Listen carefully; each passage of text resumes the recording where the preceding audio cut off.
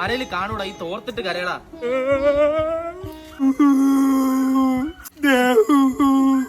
ആവുന്ന എന്തെന്നാ പറയുന്ന ബാബു എന്റെ ദേവു. ഞാനായിട്ടല്ല അവളെ ആദ്യം ഇഷ്ടം എന്ന് പറഞ്ഞ, അവക്ക് എന്നെയായിരുന്നു ആദ്യം ഇഷ്ടം. ആശ്രം നിന്റെ ഈ കരച്ചിൽ നമുക്കൊരു രാഷ്ട്രീയ കണ്ണീരാക്കി എടുക്കണം. ഞാൻ ഇന്ന് സമരം വിളിച്ചാലാ?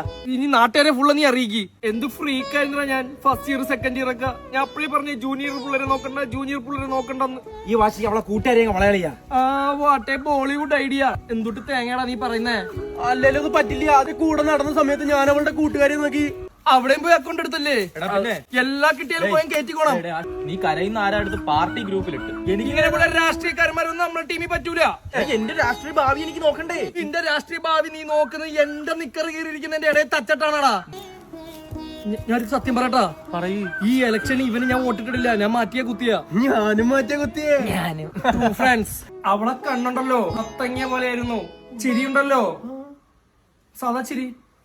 നമ്മളെ എതിർകക്ഷി പാർട്ടിക്കാരൻ നിന്നെ അടിച്ചെന്ന് പറഞ്ഞാണ് ഞാൻ പറഞ്ഞു കൊടുത്തേക്കുന്ന കേട്ടോ. നാളെ കോളേജിൽ സമരമാണ്.